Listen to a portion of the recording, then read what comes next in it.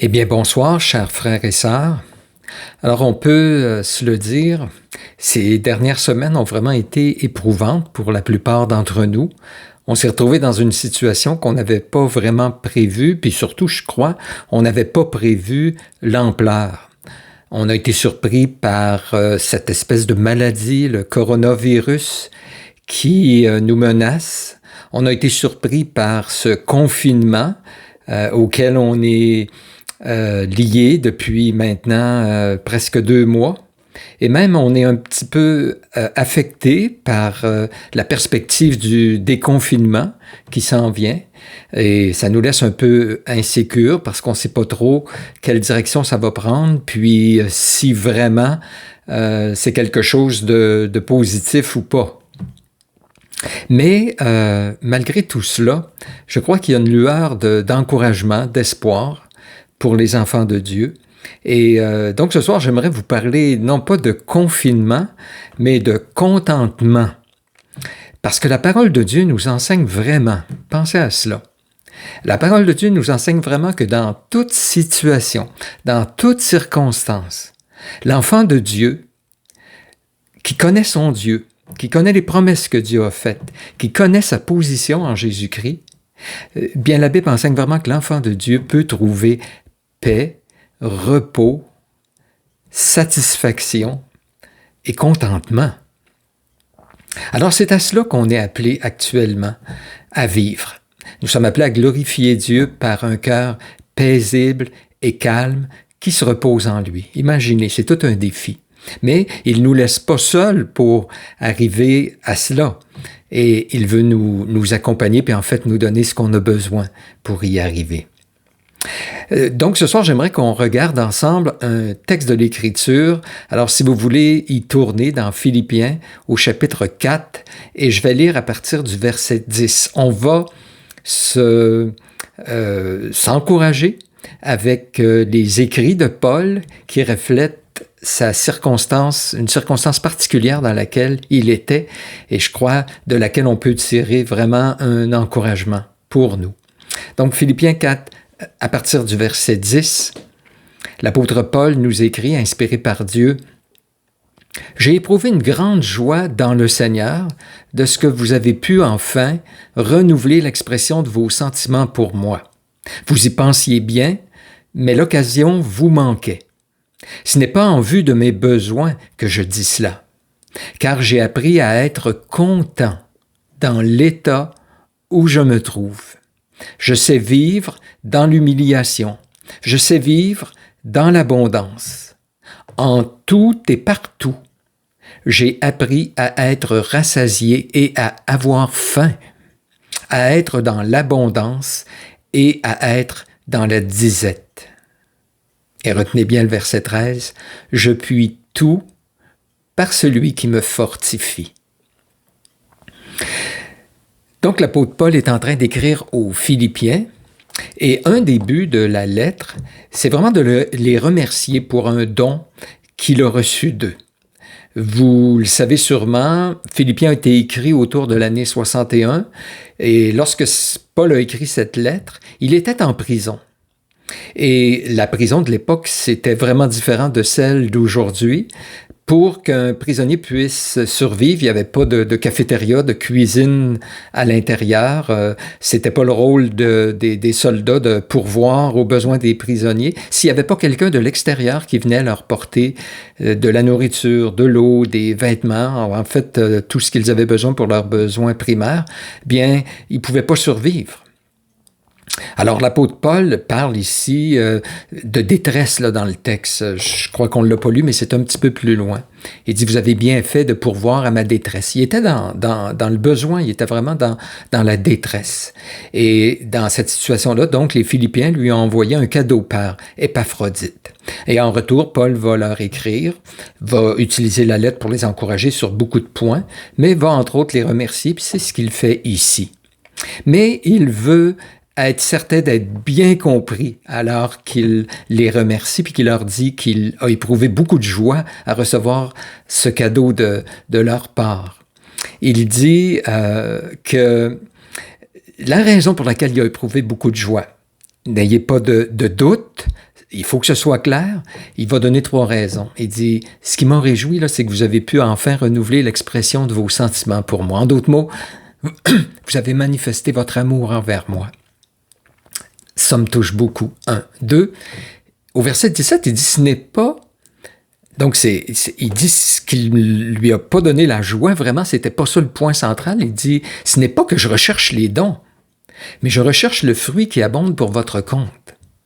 En d'autres mots, quand il a reçu ce cadeau-là, c'est pas vraiment le cadeau en soi qui l'a réjoui, d'abord et avant tout, mais il a vu là l'amour, il a vu là la maturité, le fruit de l'esprit chez les Philippiens, et ça l'a amené à rendre grâce à Dieu, puis à être vraiment dans la joie de voir cette maturité chez les Philippiens. Puis troisièmement, il va dire un petit peu plus loin, au verset 18, que ce cadeau qu'il a reçu de la part des Philippiens par les mains d'Épaphrodite, il dit c'est un sacrifice que Dieu accepte et qui lui est agréable. C'est ça qui réjouissait l'apôtre Paul. Mais en même temps, essayons de nous imaginer, là, on est en prison, confiné, oui, j'ose employer le mot, les besoins ne sont pas répondus, puis là, tout à coup, tu reçois un cadeau comme celui-là. Comment ça se fait que c'est pas le cadeau, c'est pas, je sais pas c'était quoi le cadeau, de l'argent qui lui a permis d'avoir de la nourriture, de s'acheter peut-être un manteau, ou peu importe, je sais pas. C'est pas ça d'abord et avant tout. Ben, il va le dire, la raison. Il dit, c'est parce que j'ai appris à être content dans l'état dans lequel je me trouve, au verset 11. Paul avait appris le contentement. Qu'il soit dans l'abondance, qu'il soit dans la disette, qu'il soit dans l'épreuve, en tout et partout, dans toute forme de circonstances, il avait appris à être heureux, content, comblé, satisfait, parce qu'il y avait quelque chose de plus profond en lui. Donc, qu'est-ce que c'est que ce contentement dont parle l'apôtre Paul? J'ai appris à être content. J'ai appris le contentement. C'est quoi précisément?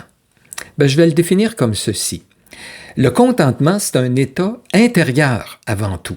Donc, ça ne dépend pas nécessairement des circonstances autour de nous, qu'elles soient positives ou négatives, qu'on soit dans la difficulté, dans l'abondance, dans la disette. Ça ne dépend pas des circonstances autour. C'est un état intérieur où la personne, elle est comblée, satisfaite, en paix, même dans la joie, dans une certaine joie, pas celle que le monde donne, on s'entend. Mais cette satisfaction, il la vit, il la goûte, il l'expérimente dans toutes sortes de situations. Ici, il parle surtout de besoins physiques, mais je crois que le texte nous donne certains indices qu'on peut aller même au-delà de cela, parce qu'il dit « J'ai appris à être content dans l'état où je me trouve, peu importe l'état, peu importe les circonstances. » Et au verset 12, il dit « En tout et partout, j'ai appris à être content. » En tout et partout, donc dans toute situation qu'on vit comme croyant, parce qu'on a quelque chose qu'on connaît. Puis c'est intéressant parce que le mot « appris » que Paul emploie ici, il est traduit par exemple dans la Sommeur par le mystère. C'est un mot qui est utilisé une seule fois, le verbe, là, dans le Nouveau Testament, puis il est employé dans les religions à l'époque à mystère. Et c'est comme si Paul rachète ce mot-là. Puis il dit, il y a un mystère, il y a quelque chose de profond que l'homme normal comprend pas, connaît pas, expérimente pas. Mais moi, j'ai appris un mystère. Quelque chose, un secret. J'ai appris à être content dans les différents états, les différentes circonstances dans lesquelles je me trouve. Donc, et c'est pas juste l'apôtre Paul là, qui est appelé à vivre cela. Nous, comme croyants, on est appelés aussi à être contents. Puis je vais le dire comme ceci. On est appelé à être content avec ce que j'ai. Je suis appelé à être content avec ce que je suis. Et je suis appelé à être content avec ce qui m'arrive. Ce que j'ai, ce que je suis, ce qui m'arrive.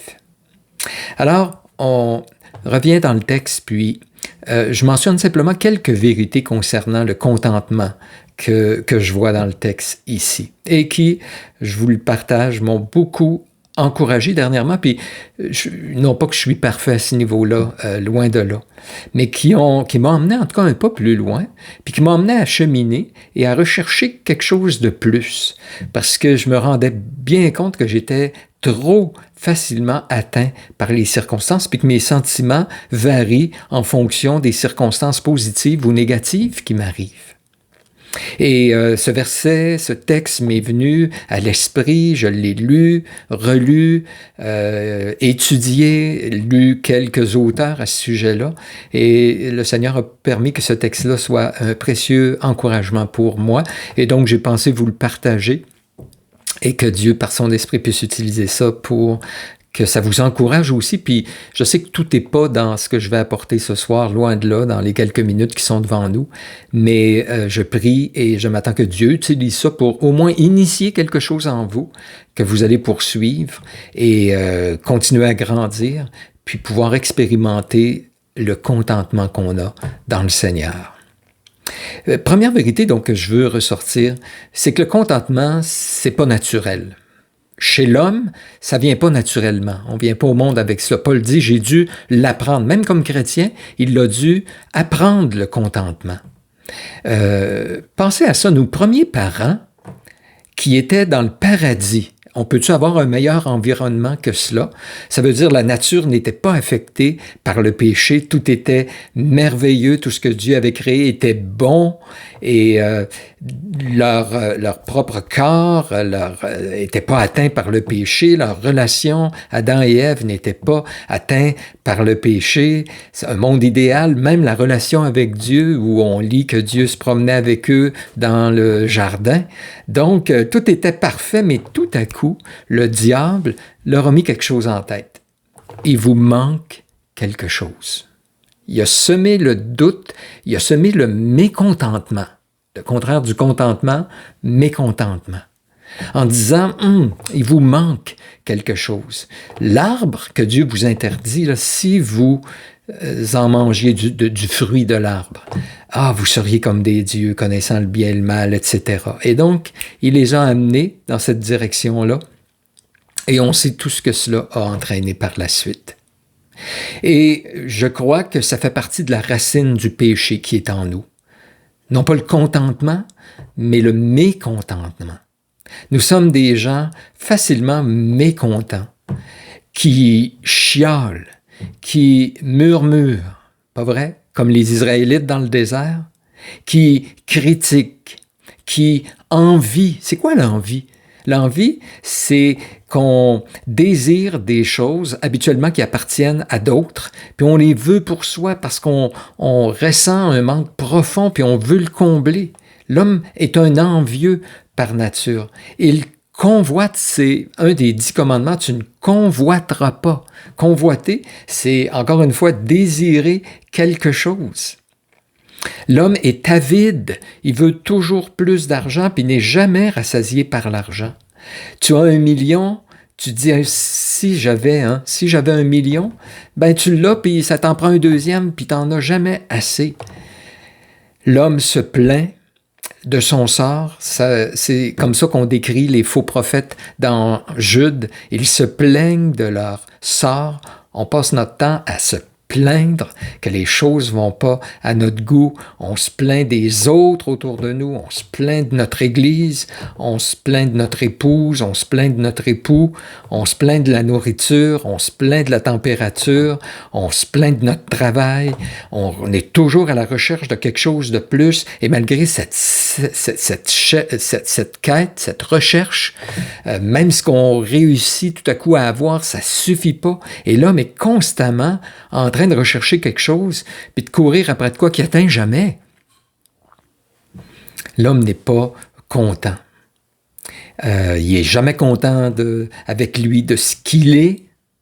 Son physique, c'est jamais ce qu'il voudrait. Il n'est pas content de son âge. Les jeunes voudraient être un peu plus vieux pour pouvoir avoir plus de liberté. Les personnes âgées envient le temps où ils étaient plus jeunes. On est constamment insatisfait.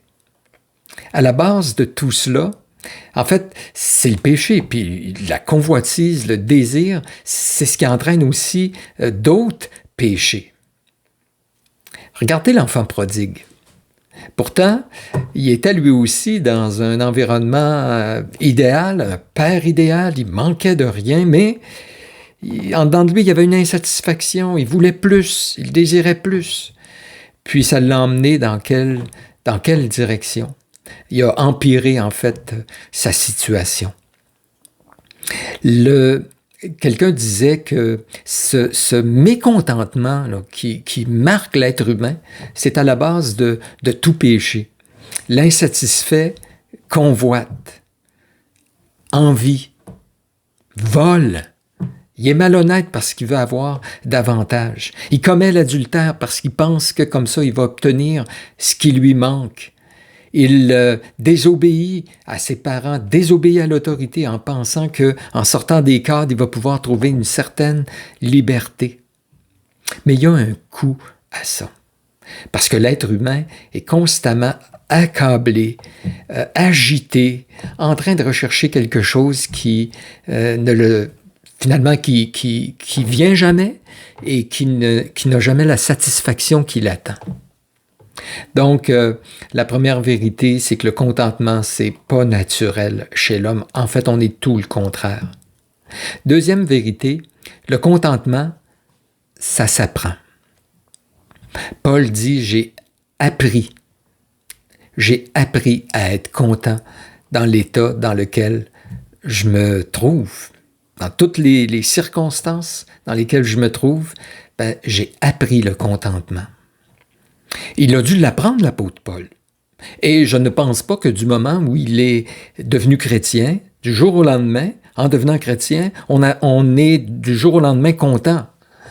Il a dû l'apprendre, probablement, comme nous, par l'école dure des épreuves de la vie. Devenir chrétien, ce n'est pas devenir parfait, mais c'est de devenir un élève, c'est de devenir un apprenti. Et au travers des circonstances difficiles de la vie, des expériences difficiles, on apprend. Et on n'apprend pas de l'expérience en soi toujours, mais on doit dire Dieu se sert de l'expérience pour nous apprendre des choses. On a besoin que l'expérience nous soit éclairée par la sagesse divine, par la sagesse d'en haut, parce que l'expérience en soi, il y a des gens qui répètent constamment les mêmes erreurs puis ils apprennent jamais. Mais que Dieu nous fasse grâce, puis qu'au travers des expériences pénibles, où tout à coup, on courait après quelque chose, on l'a obtenu, puis on se rend compte qu'on n'est pas plus heureux qu'on était avant. Ou tout à coup, on a vécu une expérience très difficile et on a goûté à une espèce de consolation puis de paix malgré tout cela que Dieu nous a donné. Et tout à coup, on dirait que ça commence à rentrer que le contentement vient jamais de l'extérieur. Ça ne vient pas d'un changement de circonstance, le contentement, mais ça vient d'un changement intérieur, où je vois les choses d'un angle différent, où j'ai des vérités, des principes de la parole de Dieu qui m'aident à voir les choses différemment et qui font en sorte que je suis capable d'être en repos, tranquille, en toute quiétude dans ces circonstances-là. Non, le contentement, ça ne nous tombe pas dessus. On doit l'apprendre et ça s'apprend au travers du temps avec les expériences. Mais c'est intéressant parce que dans le texte, il dit « J'ai appris à être content de l'état dans lequel je me trouve, dans la disette, même dans l'abondance. » Il a dû apprendre ça. Et je trouve ça intéressant parce que le mot contentement qui est là en grec, c'est le mot pour autarcie en français. C'est un mot que les stoïques employaient beaucoup à l'époque. Les stoïques, ce sont ceux qui croient que si dans ce que tu vis, autant les choses positives que les choses négatives, si dans ce que tu vis, tu ne t'arrêtes pas à trouver ton bonheur là-dedans ou trop de tristesse là-dedans, tu te laisses pas atteindre, tu te laisses pas envahir par des sentiments, par les circonstances, tu restes de marbre dans tout ça, tu vas réussir à t'en sortir. Ça, c'était la philosophie des stoïques. Et c'est pas ce que l'apôtre Paul est en train de nous dire ici. Au contraire, il dit que quand il a reçu le cadeau des Philippiens, il l'a reçu avec une grande joie. Et il va mentionner ici qu'il a appris à vivre même dans l'abondance. Quand l'abondance était là, il est capable de la recevoir, de rendre grâce à Dieu et de vivre dans cette circonstance-là. Elle ne vient pas, c'est correct. L'abondance vient, je peux goûter comme c'est bon et apprendre comment Dieu est bon en me pourvoyant à toutes ces bonnes choses qu'il me donne. Il a appris même à vivre dans l'abondance. Vous savez, il y a des chrétiens qui ne sont pas capables de vivre dans la disette, dans la difficulté, qui n'ont pas encore appris cela. Ça les vire à l'envers. Mais il y en a aussi qui n'ont pas appris à vivre dans l'abondance quand Dieu pourvoit. Sans y attacher notre cœur, il y a un danger d'un côté comme de l'autre. C'est Agur qui dit « Ne me donne ni pauvreté ni richesse, de peur que dans l'abondance, je ne te renie. » Puis dans la disette, « Je ne m'attaque au nom de mon Dieu. » Là, je le cite rapidement comme ça. Mais un comme l'autre a ses dangers. Alors que le croyant, lui, a appris dans l'un comme dans l'autre. Ça ne veut pas dire que si on apprend le contentement, on n'a pas d'ambition. Là, il faut faire attention de ne pas aller dans l'autre extrême, que je suis content dans l'état où je me trouve. Alors, je m'assois, je suis pauvre, je reste pauvre, puis j'apprends à vivre là-dedans simplement. Non, le chrétien aussi a de l'ambition. Quand il arrive une situation dans notre vie injuste, le chrétien va combattre l'injustice. Quand il arrive un malheur, le chrétien va prendre les mesures pour tenter de se sortir de ses épreuves, de ses difficultés. L'apôtre Paul dit aux chrétiens de Corinthe que s'il y en a qui sont esclaves puis qui peuvent être libérés, qu'ils se libèrent. Mais le gros, ça ne devient pas, pour l'enfant de Dieu, ces choses-là. Quand il est en difficulté, le premier but de sa vie n'est pas de sortir de la difficulté à tout prix, puis peu importe les moyens. Il apprend à faire confiance à Dieu là-dedans. S'il peut entreprendre quelques moyens, des étapes, utiliser quelques ressources, oui. Pour l'enfant de Dieu, ça devient...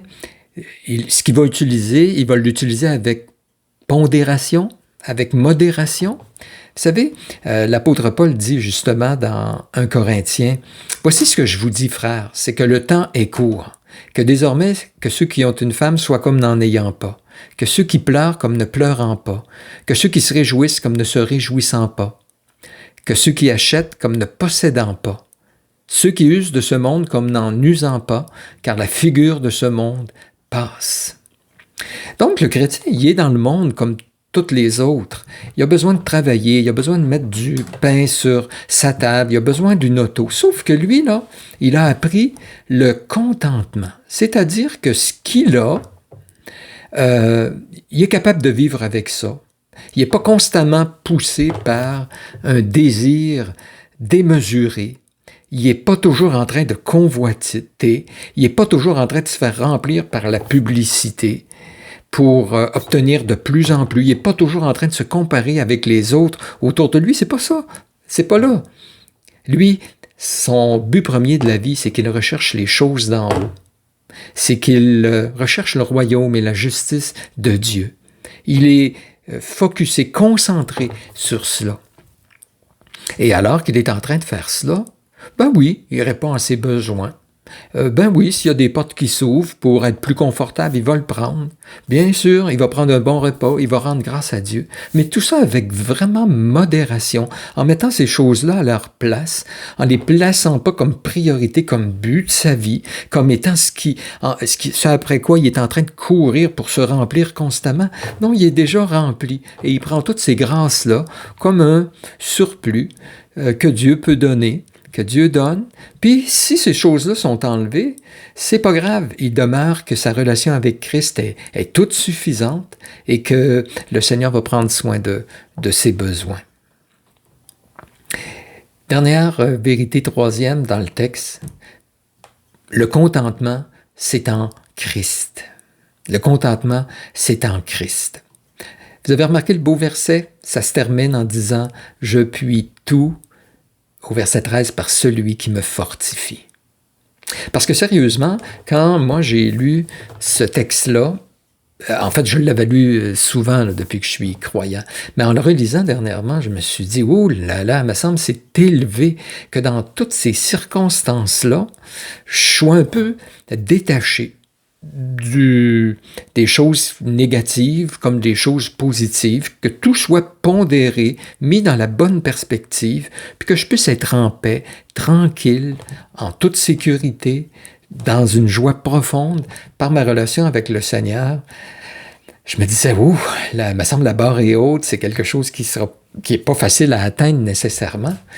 Mais justement, le texte dit, je puis tout par celui qui me fortifie. Pour y arriver, on a besoin d'être fortifié. Et si on peut arriver à pratiquer ces choses-là, c'est parce que Christ nous fortifie. Dans notre relation avec lui, il va nous donner ce vraiment en quoi on a besoin. Combien j'aime ce texte de Romains 8 qui dit que Dieu, qui n'a pas épargné son propre Fils, mais qui l'a livré pour nous tous, comment ne nous donnera-t-il pas aussi toutes choses avec lui? Dieu a déjà donné ce qu'il y avait de plus cher pour nous, son propre Fils. Alors, il va nous donner toutes les autres choses qui nous sont nécessaires, qui sont des bagatelles comparativement après avoir donné son propre Fils, ce qu'il avait de plus précieux. Les autres choses qui sont quand même précieuses, mais moins précieuses, on s'entend. Le contentement, c'est en Christ. C'est-à-dire que je me réfugie en Christ. Et ce que je suis présentement, ça me va. Pourquoi? Parce que Christ, dans sa souveraineté, a déterminé qui je suis, ma personne, mon physique, mes dons, ma personnalité, mes forces, certaines autres faiblesses que j'ai, c'est-à-dire que je dois vivre avec et surtout que les autres doivent vivre avec. Je suis ce que je suis par la grâce de Dieu. Et donc, je n'ai pas à me mettre un fardeau, puis me comparer, puis simplement être ce que Christ veut que je sois, puis le laisser me transformer, lui, de plus en plus. En connaissant Jésus, ce que je suis me donne une paix, me donne une liberté. Ce que j'ai actuellement, plutôt que de murmurer, chialer, critiquer, pourquoi on ne rendrait pas grâce à Dieu? Merci Seigneur de ce que tu me donnes. Merci pour l'auto que j'ai. Oui, je comprends, c'est peut-être pas la dernière de l'année, comparativement aux 3 que mon voisin a. Oui, OK. Mais merci Seigneur pour ce que tu me donnes. Elle me conduit là où je vais en sécurité. Ce que j'ai, ma maison, pourquoi on ne rendrait pas grâce à Dieu plutôt qu'être tout le temps en train de rechercher avec avidité à posséder davantage? Puis ça nous donne une vie agitée qui nous laisse pas de repos d'esprit. Ce que je suis, ce que j'ai et ce qui m'arrive. Ce qui m'arrive. Parce que je connais Jésus, parce qu'il est souverain sur ma vie, parce qu'il a promis que toute chose allait concourir à mon bien, parce qu'il m'a saisi, puis il a promis de m'amener à son image, et un des moyens qu'il va employer, c'est toutes ces choses-là qui m'arrivent dans ma vie, toutes choses concourent à mon bien pour m'amener à être à son image, bien, je peux être en paix dans toutes ces circonstances. Des fois avec larmes, des fois avec une certaine difficulté, c'est clair, mais de faire confiance au Seigneur qui contrôle, utilise pour sa gloire et pour mon bien toutes ces choses-là dans ma vie. Donc le contentement, je puis tout par celui qui me fortifie. Connaissons Jésus. Rendons-lui grâce, rendons grâce à Dieu pour ce qu'il pourvoit, ce qu'il permet, ce qu'il fait dans nos vies. Rappelez-vous ses promesses. Rappelez-vous ces promesses pour être content dans l'état où on se trouve d'ailleurs. Ça nous dit tout de suite après Philippiens 4, 19, 2 ou 3 versets après le texte que j'ai lu. « Et mon Dieu pourvoira tous vos besoins selon sa richesse avec gloire en Jésus-Christ. » Donc, rappelons-nous de ces promesses-là pour nous donner justement cette quiétude au travers de ces moments. Si Paul, en prison, en confinement, séparé des autres croyants, dans la détresse, pouvait être content et se satisfaire en Christ, d'autant plus nous, qui je crois, ne sommes pas dans une situation aussi difficile que lui. Et finalement, soyons sages. Est-ce que, vraiment, en allant magasiner, je vais pouvoir me combler, remplir le vide que j'ai en dedans de moi? Voyons, ça fait des années qu'on le fait, que de dire « Ah, là, je me semble la semaine a été dure, puis j'ai le moral qui est dans les talons, puis il me semble m'asseoir, aller au centre d'achat, puis aller dépenser un petit peu, ça me ferait du bien. » Est-ce qu'on n'a pas appris que ça comble pas? Je le répète, le contentement ne vient pas de l'extérieur. Il vient d'une transformation intérieure où on s'attache, on fait confiance au Seigneur Jésus. Soyons sages. Est-ce que le million vraiment va régler mon problème? L'homme n'est pas rassasié par l'argent. 1 million fait qu'on en désire un deuxième et un deuxième qu'on en désire 10 millions et ainsi de suite. On n'est jamais rassasié. Apprenons de l'addiction, de la dépendance. Les gens pensent qu'ils vont être comblés en prenant de la nourriture. Ils pensent qu'ils vont être comblés en prenant de la boisson, de la drogue, en jouant à des jeux d'argent, etc. Qu'est-ce que l'homme fait? C'est que ça l'entraîne dans une espèce de cercle où il ne s'en sort pas parce qu'il en a besoin toujours de plus en plus, la pornographie, etc. Donc, soyons sages dans ces circonstances. Donc, je conclus simplement en disant, alors que nous sommes en confinement, donnons-nous le défi d'être en contentement, d'être content dans l'état dans lequel on se trouve, c'est-à-dire satisfait. Oui, on peut prier, espérer en sortir, mais de façon pondérée et de façon équilibrée, afin qu'on puisse quand même dans tout cela trouver un repos, une joie, une satisfaction dans le Seigneur. Vous savez, Dieu est glorifié quand on est satisfait pleinement en lui.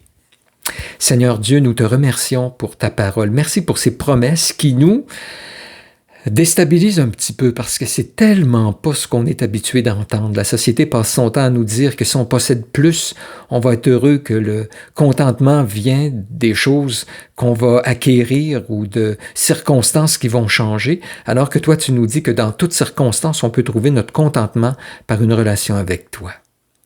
Amène-nous là, Seigneur. Donne-nous ce pouvoir. Je puis tout par celui qui me fortifie. Fortifie-nous, Seigneur. Amen.